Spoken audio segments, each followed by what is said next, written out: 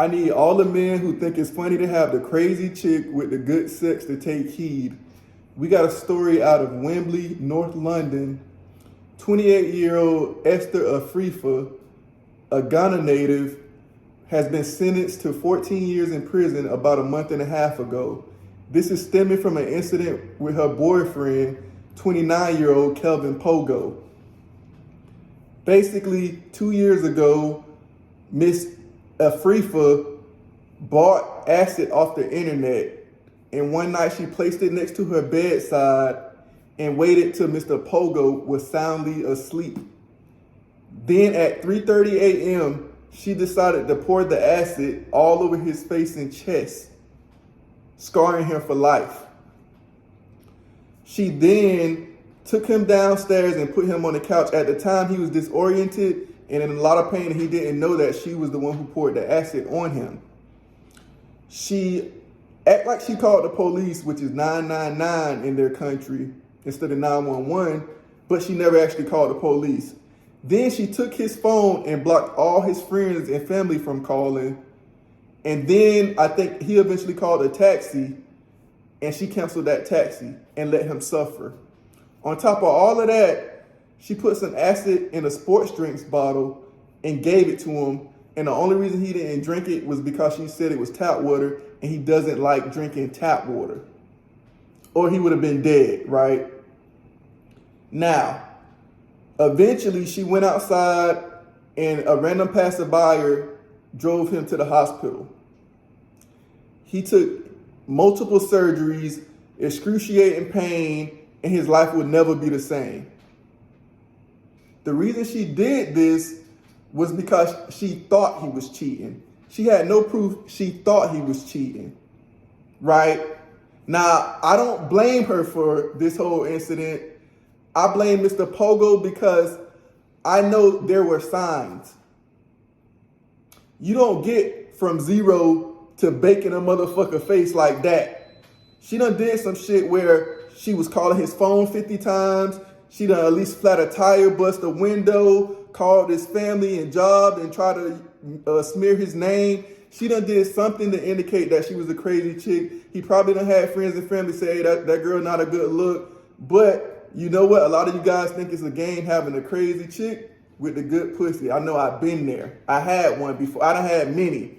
One that jump out, I had a girl from, where she was from, a country in Africa, Nigeria. I had a girl from Nigeria, and she always wanted to beat me up, scratch me, bite me. I'm talking about hard, man. Hit me with stuff while we were having sex. She wanted to always inflict a lot of pain on me constantly when we was having sex. But she had a crazy body. She had that wet. And so I decided for a few months, until I couldn't take it no more, I just got my ass whooped for a few months. You know what I'm saying? Until I got tired of explaining to people with lies about what happened to me and why I got all of these bruises and marks. But this is how it can end. It can end badly, right? We don't hear the stories, but they happen all the time where chicks mains a man for life. They mess up your finances, steal your credit cards and max them out, they do all type of stuff. They bruise themselves and then call the police and get you locked up, right? They go to your job and spread lies. Now, this is the dark side to dealing with that crazy chick with the good pussy, right? So we got to start making sound decisions and think with our mind, not our heart, and definitely not with our penis, right? If we know a girl crazy and we know in the back of our head, we like, oh, damn, this bitch might can kill me one day. That's not a good thought. And you just brush it to the side for a good orgasm. Come on, man. We need you all making good, because so you can't cry, you know, when your face melted off and you knew this chick was crazy. You knew she was crazy. Now look at what this man got to deal with. He said he got to deal with depression and anxiety. Every time he hears a door open, he gets scared and relives the whole situation about when she burnt his face off. So he got PTSD.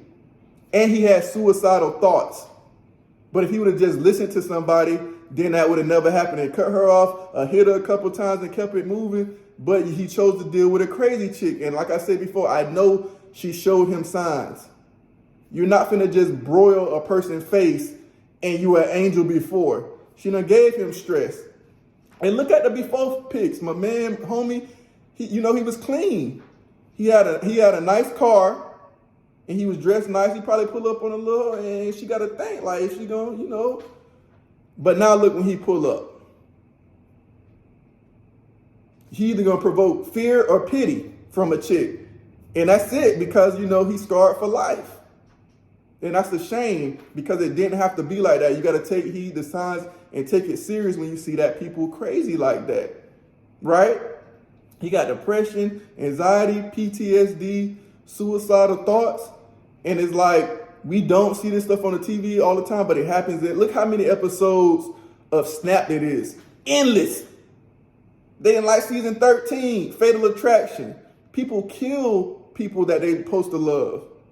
So if a person's showing you that sign and they can't even act like they regular, take that serious or you're going to end up with your face looking like scrambled eggs, like this guy.